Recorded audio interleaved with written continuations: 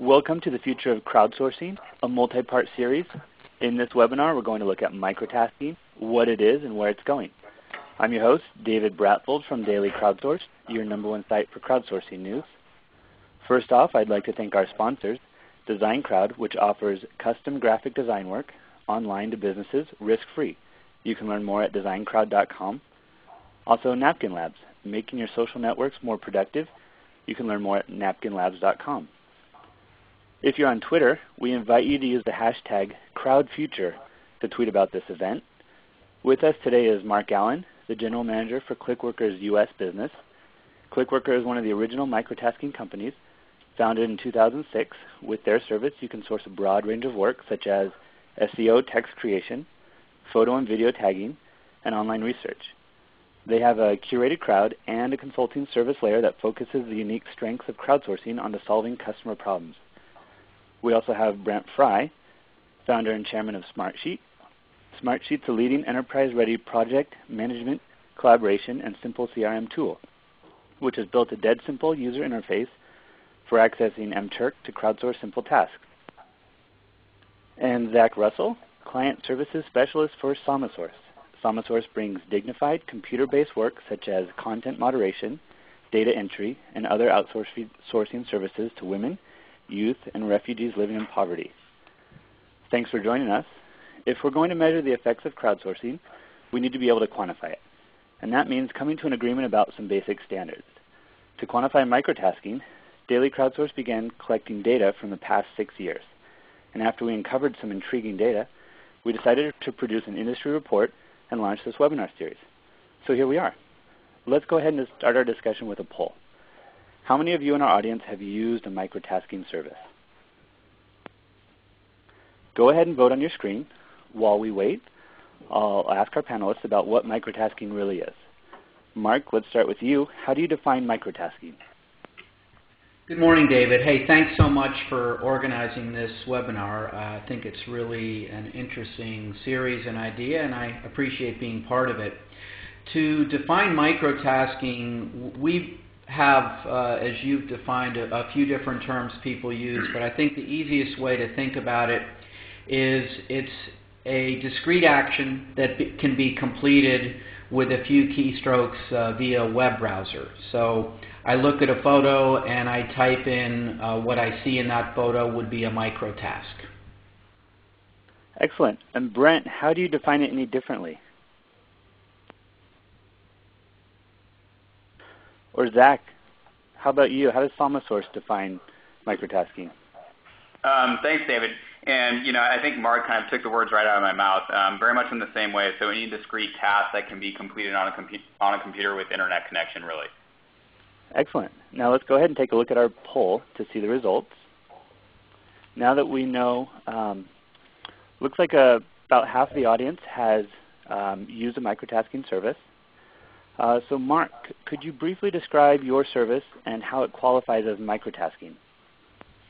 Sure, David. We actually do a pretty broad range of services, some of which I would define as microtasking, some I would not. For example, we do a lot of original content SEO text creation, and some of that work can actually be a 10 or 15-minute task to write one specific SEO text. And I wouldn't necessarily call that a microtask. When I think of microtasking, I really think more of the quick response, the photo tagging, video tagging. Today there's a lot of search relevance activity, kind of instant polling, a lot of work going on that I find very interesting in terms of instant focus groups. And again, I don't think there's an absolute definition. If it takes 1 minute, is it a microtask? If it takes 5 minutes, is it not a microtask? But in our way of thinking, which gets into recruitment and training, we're looking at microtasks as really being something that can be completed within a very short burst, less than a couple of minutes. And that seems like a pretty good definition, and that's what we've found is there's quite a bit of disparity in the definitions of microtasking, from just a couple seconds to several minutes. How about you, Brent? Yeah, the way that we've approached it, since our tool is much more designed around simple CRM or project management, is that the microtasking is a component of the work that's being conducted in that project. So if you think about doing a product launch, there are a number of people involved in your company. Some of them may be outside the company. There may be a lawyer that needs to review the text, and so you have effectively outsourced that bigger chunk to that outsourced person. If you take that to its logical conclusion, you end up with a lot of tasks that can be done by someone that you absolutely don't know. So it could be finding all the analysts that have conducted research on your product. You can find all the email addresses of the writers that have written about that product category. You can research the editorial calendars. All of those things can be done in microtasks by people that you don't know. So if you have an interface that's friendly enough for the person that actually is a marketing manager or a product manager to reach out and get that help done on that part of the work that they have to do really simply from a crowd, then you've really expanded the size of the team. And so it's much more about being able to get work done quickly, either in volume or in very small quantities as part of the work that you're currently doing. Sure. Now, these three services, Clickworker, Samasource, and Smartsheet, are all very different. Smartsheet is first and foremost a project management and simple CRM tool, and then you have the smart sourcing feature added on in addition to it. Do you anticipate any increase in the requests from the smart sourcing feature within your services? We get a lot of new customers every month from it. We've had almost 1,000 individual companies or people use this as a feature, and so that utility is simply passed on through to Mechanical Turk or Samasource or Clickworker or anyone that has a curated crowd. So the idea would be that as the volume of the kinds of work that increase, that we're able to direct it to the appropriate crowd. So whether it's Clickworker, Samasource, or Mechanical Turk. Sure, and Zack, Samasource has a unique model of sourcing labor with physical work centers in impoverished regions of the world, mainly Africa and Nairobi area. Can you briefly tell us about your service? Yeah, sure. So, as you mentioned, Samasource is a social enterprise, and our whole mission is to deliver work to the developing world. So we work with a number of large tech companies here in the Valley, as well as some other companies, and we take their large data projects and we load them up onto our platform and we distribute those to our workforce. As you mentioned, Nairobi, but also in rural India, Pakistan, Uganda, South Africa, and Haiti. So some of our core services include content generation, so writing short paragraphs or product descriptions for SEO purposes. And we also do data enrichment work, so business listing verification, data mining work, image tagging, and then we also provide some custom services, so content generation, as you mentioned, as well as audio transcription work. And how does the fact that you have dedicated workers affect the quality of your work produced? Yeah, sure. So we have, really this is a livelihood for our workers. So they're going to their centers on a daily basis, and they're actually assigned to specific kinds of projects. Each worker needs to pass a gating and qualification test that's built into our platform, and then they go through some pretty rigorous training. And since they're completing the same kind of work each day, they just get better and better through task redundancy, and they actually start to specialize in a certain area. So then we can, send specific work types to certain workers. And do you keep them, once they specialize, do you keep them working in that specialty? Yeah. So we just kind of like to build on that specialization. But you still pay your workers per task, just like the microtasking system, right? Yeah, that's correct. Okay. And Mark, which vertical markets are growing the fastest, in your opinion? Well, it's a really interesting space right now because we're seeing interest from 2-people startups trying to use crowdsourcing to help them develop a business without building overhead, to Fortune 500 companies looking at sort of a next generation of BPO efficiency. So it's hard to say that this one industry is taking off versus another, because there's just really an incredible amount of interest from a broad cross section. The one thing that does seem to be a new and interesting use is this idea of instant focus groups. The idea that the crowd provides subjective opinion, and subjective opinion can be very valuable when evaluating a UI, or evaluating search relevance, or evaluating even product packaging, things like that. So we're seeing tremendous interest in that area. What's also really neat about crowdsourcing in that respect is that it can be regionalized.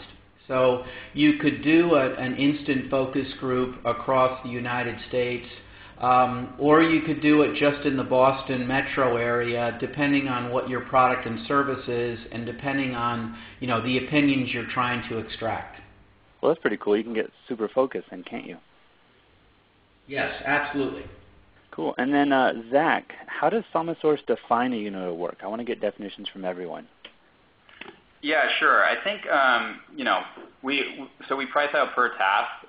So task is any unit of work that's delivered back to the client, and we tend to define it a little bit, somewhat larger. So, for instance, with the business listing verification task, we would consider one business validated or verified as a task, rather than just say, a business phone number is one task, business address is another task. Internally, we may break down certain tasks into more discrete tasks for our workers to complete, but working with clients, a task is any task. The whole task. Yeah, exactly. And then with that, does one worker complete the whole listing verification? Yeah, they could. Okay. Or we may break it up into more discrete chunks. Oh, sure, of course. And Brent, what about Smartsheet? You guys are definitely within Mechanical Turk right now. How do you guys define a unit of work? It's very similar to Zack's. It's with any question and any number of answers that is associated with that question. So I may pass in a company name and then say, give me the website, the CEO's email address, and their contact phone number. That's one task. Got it. Mark, how does Clickworker define a unit of work? The same, with interestingly enough, the same sort of internal use of task with two definitions, but externally we always use it with a single definition. The granularity there, though, is interesting. So if you think of a list verification, we might have a company name that we're trying to clarify 4 fields for that one company. With certain projects, all 4 of those fields completed for that one company could be considered one task if one worker is doing it, right? I'm given the name and I complete all 4 actions, and therefore it's one task because I'm charging the company for that one task and I'm paying the worker for that one task. But in another workflow, we might actually divide that into 4 tasks completed by 4 workers who, and the company would pay, for each of those 4 tasks. Sure. And if you think of it in dollars, so if there's 4 fields and I'm paying a nickel per field, in one case I'm paying the worker a nickel to complete one field, and that's one task. In another case, I'm paying the worker to complete all 4 fields, I'm paying them 20 cents, and again, that would be one task. So there is opportunity for some confusion. Sure, and I figured you guys would all have a similar definition. Right now we've got another poll. We want to see what everyone thinks. We actually have the statistic we'll show up in just a second. But how fast do you think the microtasking market grew in 2010? Let's go ahead and do a quick vote on your screen. We'll see what everyone thinks. And while the listeners are voting, we want to hear what the panelists think. Brent, what do you think the microtasking market grew in 2010? That's a good question. I'm gonna guess 250%. Okay, well, that's a good guess. We like guesses.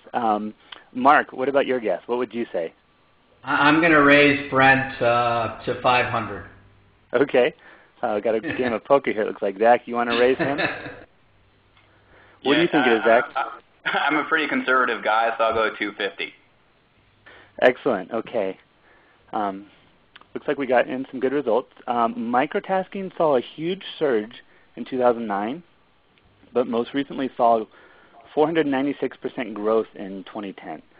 So nearly 500% growth. 162% growth in only the first 3 quarters of 2011.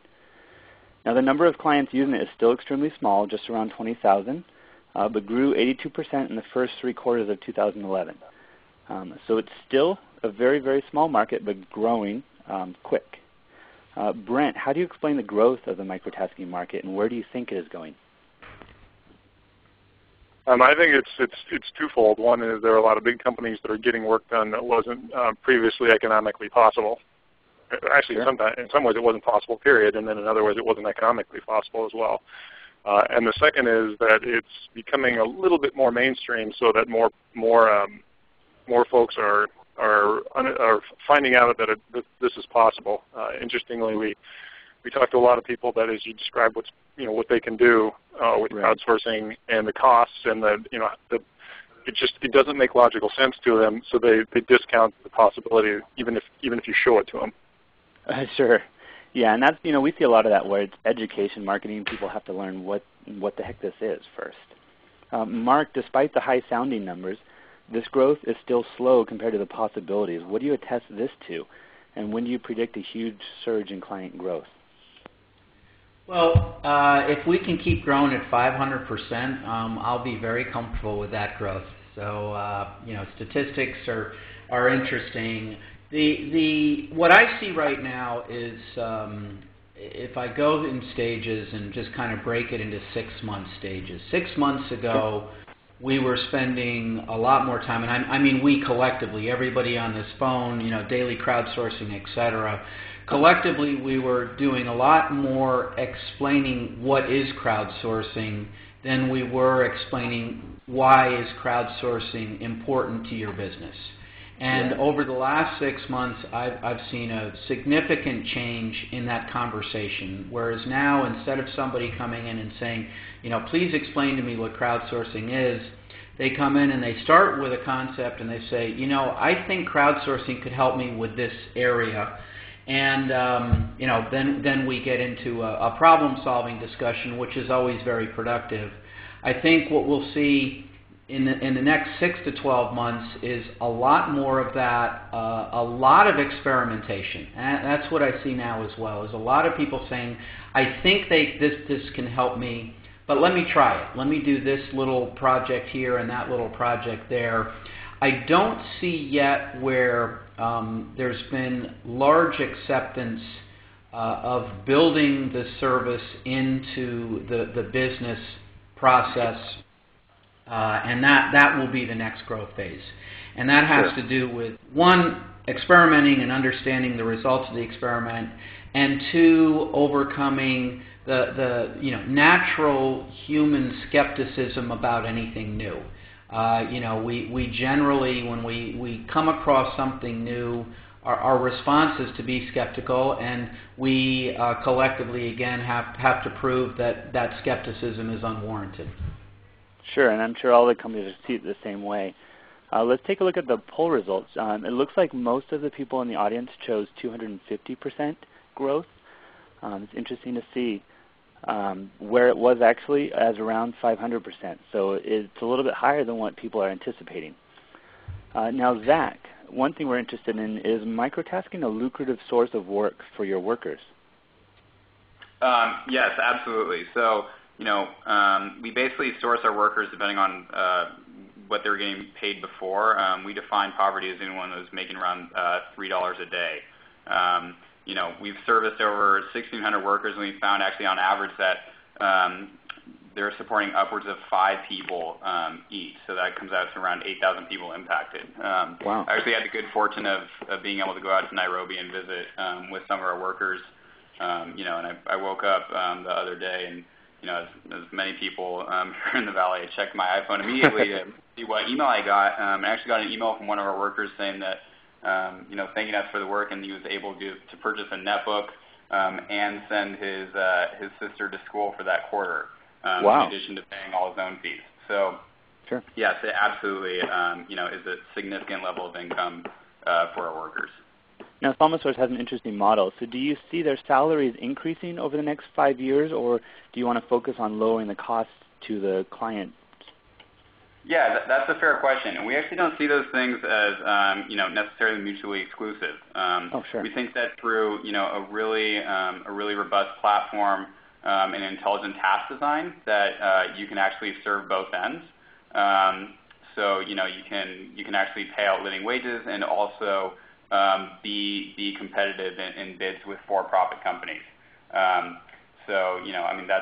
We have to be competitive in order to actually deliver work, but we think through intelligent task design and a really good platform that we can serve really both parties that we're looking to serve. Right. And what are your primary barriers to growth? At this point, we received over $3 million in funding, but we think that we need to get to around above $10 million just so we can kind of build out our internal team. So we've got great technology and we've got a pretty good sales engine as it is. It just needs to be larger. So acquiring that funding is going to be pretty important for us. Sure. What about you, Mark? What do you see as Clickworker's primary barrier to growth? I think that it's this whole process we're going through now of education.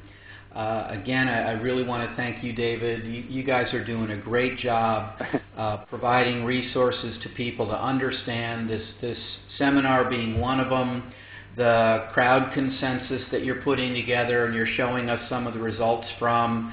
I think it's all part of the puzzle to giving people information that helps them make decisions about how to be more efficient, as well as the process of overcoming skepticism and building in, real credibility based on performance, and to me it's very important that we base it on more than just cost savings, because I think the cost savings piece of it is in a certain way false gold. The real benefit from my perspective should be in improving efficiency, improving quality, improving scalability. All of these things bring value. I don't know that we can be the most expensive solution, but I think we want to be careful of focusing all our energy on being the least expensive solution. Sure, and that's definitely a point, and I think we'll get to that in just a few minutes. Before we do that, though, Zack, where does Samasource see the microtasking field in 5 years? Yeah, I think certainly disruptive in alleviating poverty. Beyond that, I think that we've got really good worker retention. So I think that we're going to continue to see our workers specialize in certain areas and get better at the work that they're currently doing, and then potentially find other work that we could do. And then I'd also say that kind of getting back to the definition of micro work. I think it'll be interesting to see how workers and crowdsourcing platforms start to collaborate on tasks. So rather than just splitting up one task into discrete chunks and sending it out to anonymous workers, potentially we'll see teams working on an individual task so that we can start to develop and work on getting those more complicated kinds of tasks. As in, like, more collaboration, workers collaborating together? Yeah, exactly. So having small teams tackle specific tasks. Oh, great. Now, you talked about retention. Are you able to tell us any sort of a broad statistic on how long your workers stick around? Yeah, I can tell you that most of our workers already have been with Samasource for over a year. Wow. When you look at the areas in which we operate, the turnover in the BPO industry is really high in India. So that's definitely kind of a value add that we have, is that our workers aren't constantly cycling in and out. So we're not investing lots of time on training new workers. And I'm sure that's real helpful because you guys do quite a bit of training, don't you? Yeah, we do training to onboard workers, but those workers aren't constantly cycling in and out. Sure. Now, Brent, in our interview for the Microtasking Industry Report, you mentioned what's on the top of Smartsheet's mind is further improving the ease of use. Now, I've used your tool. Is it even possible to get any easier? I appreciate that. Yeah, it's the interface is designed very much like a spreadsheet. So simply, IDing cells that you want someone to put data in and it just appears is pretty easy. But forming the questions and getting the expected results are still always going to be tough, given the flexibility with what people can possibly ask. And so, similar to what Zack and Mark had said already, I think there's going to be a huge focus on quality, and that quality is going to come through specialization. So the kind of things that we would do is create predefined workflows either in our app or target workforces that have predefined workflows that aren't necessarily the lowest cost, but are the highest probability of great quality. And I think that is going to be the single biggest trend in paid crowdsourcing in the next few years is those folks that can provide very high quality, very reliable, very timely results for good price, but it won't necessarily be the best. So you're not continually working on the QA process and getting redundant answers that actually cost you more to end up with something that you think is credible. Right. And we're hearing quite a bit about specialization, so I'm interested to see if that really is where things go. Also, does Smartsheet have plans to expand its functionality within the Smart Sourcing feature? We do. And in fact, some of that is aligned with what I just talked about, is either designing specific workflows that are some of the common use cases for our customers, or pointing at some of the crowds out there that have already pre-built those workflows. Sure. Now, Mark, where will Clickworker be in 5 years?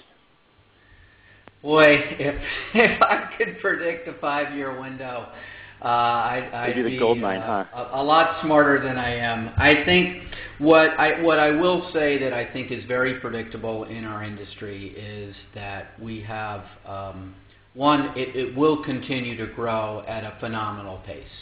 I have no doubt about that whatsoever, because there are so many ways that crowdsourcing is more efficient and more effective than any other means.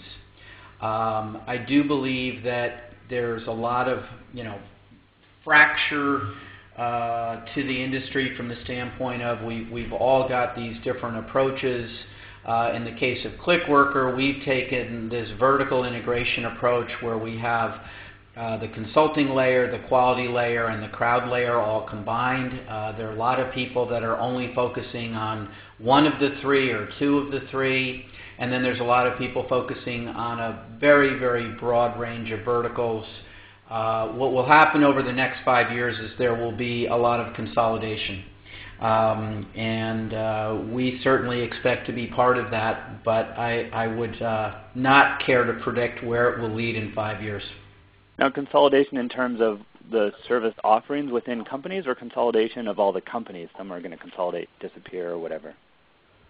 Consolidation of the number of players. There Sure. will be that traditional technology trend toward a few dominant players, then several really focused niche players, and then I think there will be internal adoption by a lot of big companies. I think that big companies will, right now, they always go through a make versus buy versus rent scenario, and for the time being, most of them have decided to rent. But at some point, they will decide, there may be a better model for make versus buy. Sure. Now, also, you've recently stated that focusing on low cost is driving the industry down. Can you elaborate on this, and why do you think this is so? Sure. I think that it has to do with the nature of looking at the deliverable as a task. And when you think of a task, you automatically gravitate toward a commodity view. And I think we've done that. And I think it's actually pretty natural. I don't see it as being, this terrible step. I see it as being something we need to be aware of and rethink. And the rethinking, from my perspective, has to come from a few different areas. One is that all of these companies out there are looking for help. They're not looking for crowds. They're looking for somebody to help them solve a problem in a way that is efficient and effective. And in the end, that doesn't necessarily mean it has to be the low-cost solution. So I think we should be charging more for our consulting layer. And I mean that specifically for Clickworker, but I also mean it for all of us here in the industry. We're providing a tremendous amount of value for our consulting layer, and most of us are still sort of stuck with, well, we'll charge this much per task because we pay this much per task. I think the second area really has to do with quality, and the quality definition revolves around the kinds of things that the crowd can do that can't be done any other way. And I'm thinking again of the instant focus group approach. That when you look at that, there's no other way to accomplish that. So if it's important to an enterprise to get that information, there becomes the opportunity for a much larger margin in the sale. And I think now is the right time, as we're gaining visibility and acceptance, to start shifting the pricing formula from this sort of commodity-based pricing to really a value-based pricing around the service and value we bring to the enterprise. Sure, and I completely agree. In fact, I bring this up because I agree. I've seen it from the beginning where, to me, crowdsourcing, the real value of it is the better quality results, the higher value. And even in the early days with the design crowdsourcing, I enjoyed how it was based around getting a better product. And then now I'm even starting to see companies like 99 Designs focus more on the costs. And to me, I feel like it'll only turn around if a lot of the major players in the industry start to focus less on the total cost. And when you have companies like MTurk, the most known company, purely focus on low cost, what can be done about it, Mark? Well, I think first, I think we should be careful not to blame MTurk. Sure. To me, they've built a platform for exchanging micro task work. It's an efficient and effective platform, and as with any sort of marketplace platform, there is a supply and demand factor to it.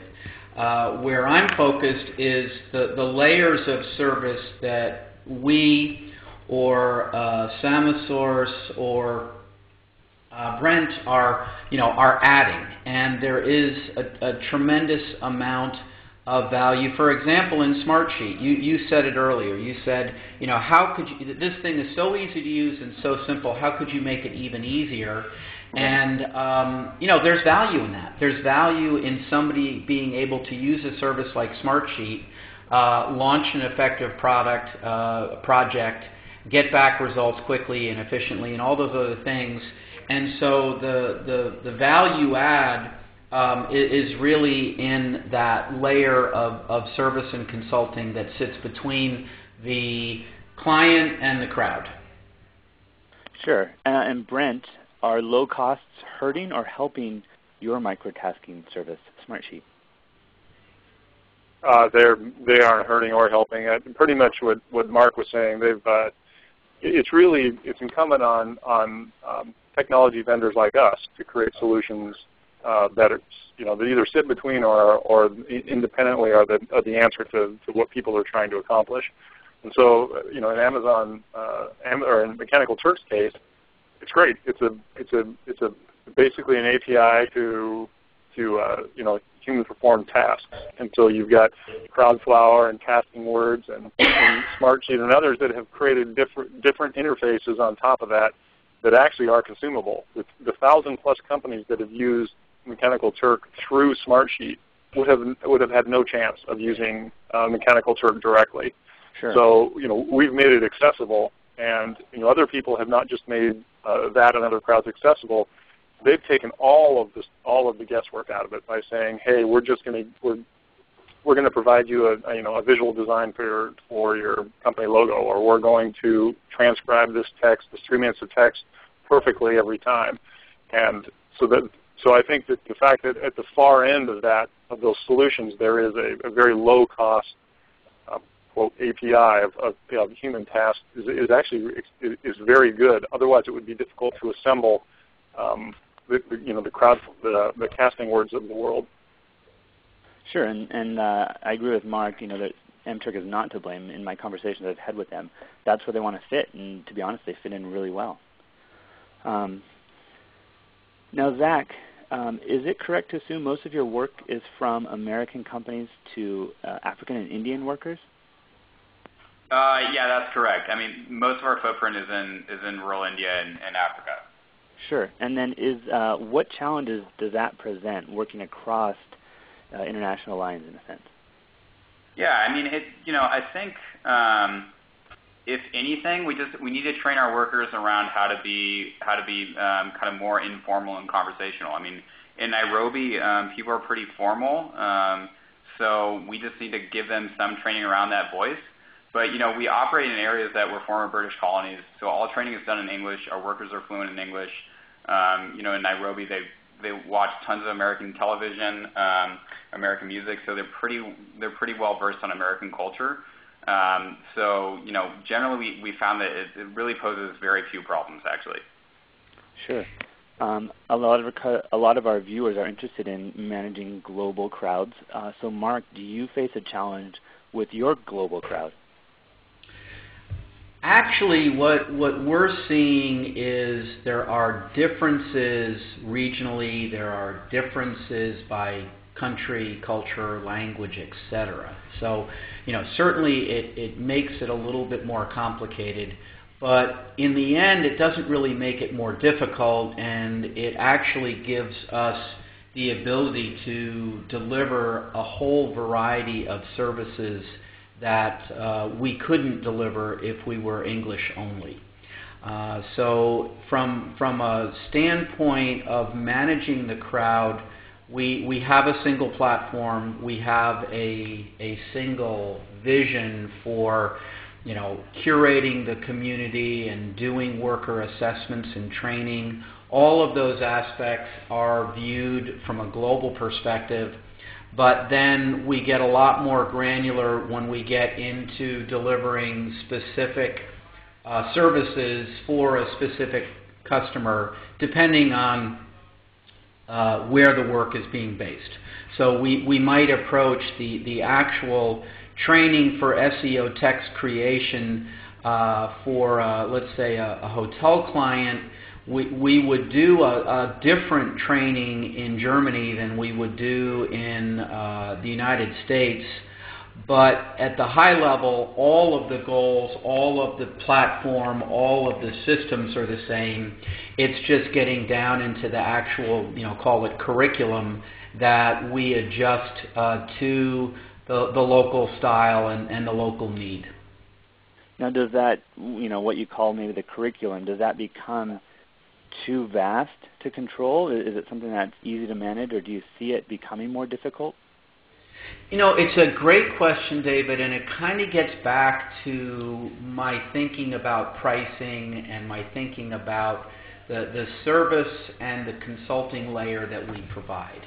So if we look at the pricing as a commodity and we look at the pay to the worker as a commodity, then it actually is very challenging, because we're really unable to necessarily attract the right crowd or deliver the right product. But if we flip the equation and say, what is it the customer needs? What is the ROI? What is the pain point? What is the challenge? We are uniquely equipped to deliver to that, and therefore we charge to create unique curriculum for a unique project, or we charge to recruit and curate a specific crowd needed for a specific task. And when we kind of flip the equation around what are the services we're delivering that we're uniquely capable of delivering, the whole pricing formula flows from that, and it becomes in my mind, a distinctive competence that we offer. Sure. Now, Brent, does Smartsheet do any managing of your crowd? We do not. We are the beneficiaries of other people's crowds, so we don't manage them. But I will say, I will second what Mark just said in that the smarts and services aspect of helping clients get what they want, I think, is a big big part of future growth. And in fact, there's a lot of cases where the smart sourcing, or we call it smart sourcing, the crowdsourcing work that is done to our product is actually a fraction of the actual cost to the end customer. Someone that says, hey, I want to build a list of all of the blogs around the world that are focused on hurricane science, or I want the names and addresses of all the plaintiffs' attorneys for every active lawsuit in a particular industry today. They can't possibly figure out the process to go get that through crowdsourcing, but right. And ultimately, what we charge to help them figure out that process to make it happen is typically 10 times the price of the actual work that gets done. Sure. Now, you're kind of touching on that. Are you seeing customers coming to you saying, "I need this or that data. I need business listings"? They don't necessarily know to call it crowdsourcing. They just know that that's what they want. Since it's a feature in the app, they actually discover it and recognize. So some come to us because they know about it. Some discover it as a feature in their app and then wonder if it's possible. We also, because all of the tasks are public out there, we keep them. We monitor and we watch what people are asking the workers for, and sometimes they're ill-formed, and so we can reach out to our clients privately and help them, form them better. And then when we understand what they're really looking for, we'll often give them guidance. Sure, and I think it's important to note that crowdsourcing doesn't just fix everything. You have to ask intelligent questions. You have to put in intelligent input. Otherwise, you just end up getting too broad of answers, or perhaps the workers don't understand the request. Now, talking about collaboration within the crowd, I know Zack talked about it a little bit. Mark, was there any collaboration on the George Eastman project, or do your crowds ever collaborate?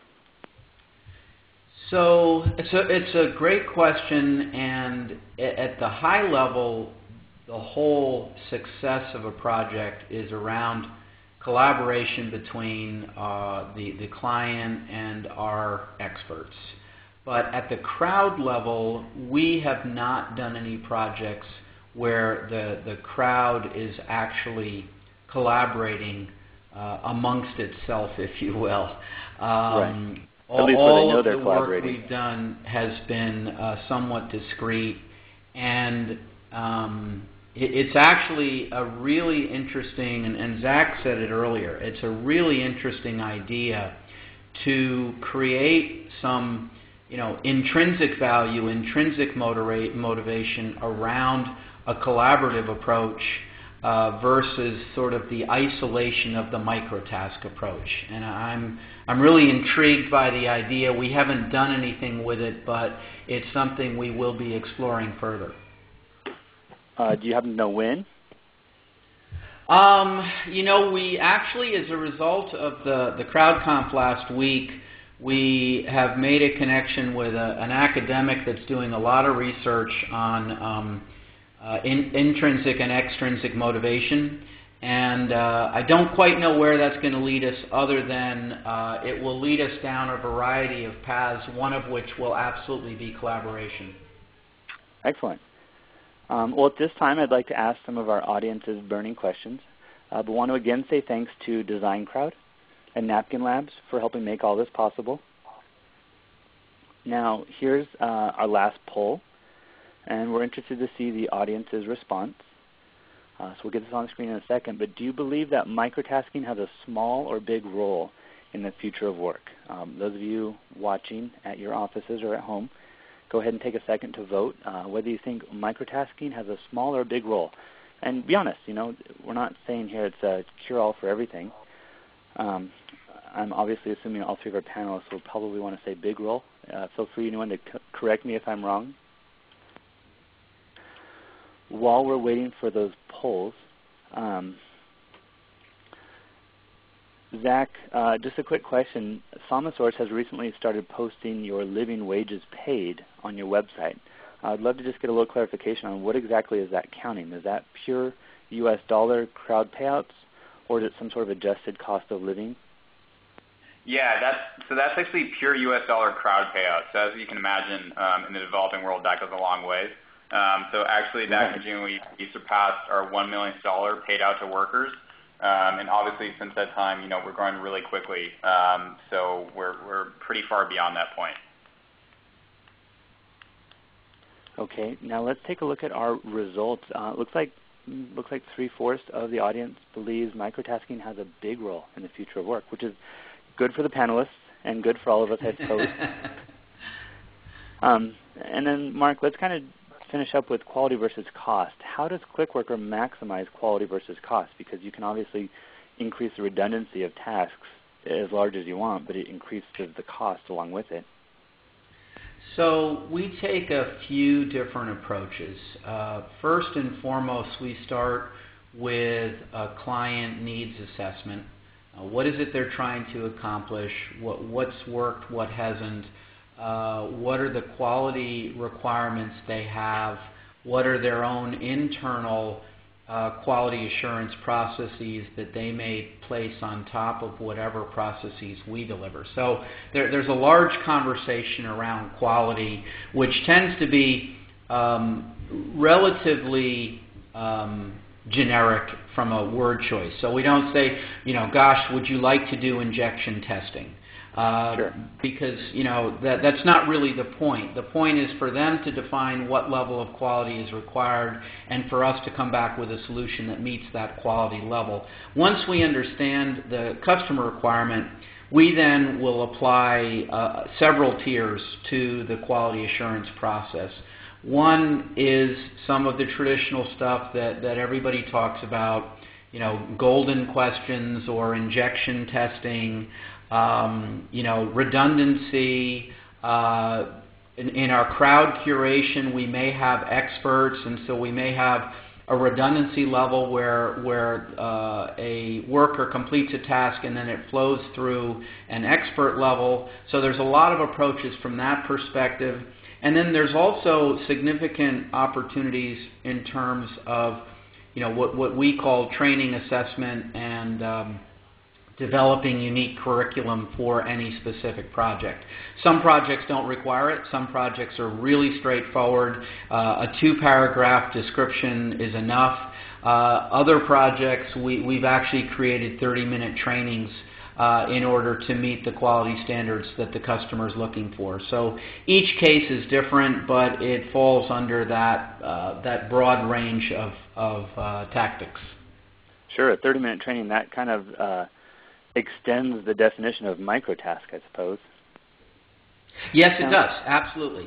It's a very different approach, but again, it's all about bringing value. And if we're bringing value, the opportunity to make that project profitable rests on delivering the right training to the workers. Sure, and sometimes I think we forget that customer doesn't necessarily care what it's called, if it's called a microtask or a large task. They just want to get the work done. Correct. Absolutely. Now, here's another good question from the audience, and if you have any more questions, we're getting a bunch of great questions, so send them in. This one's about speed. Zack, we'll start with you, but what do the panelists expect for the future of turnaround times for microtasks?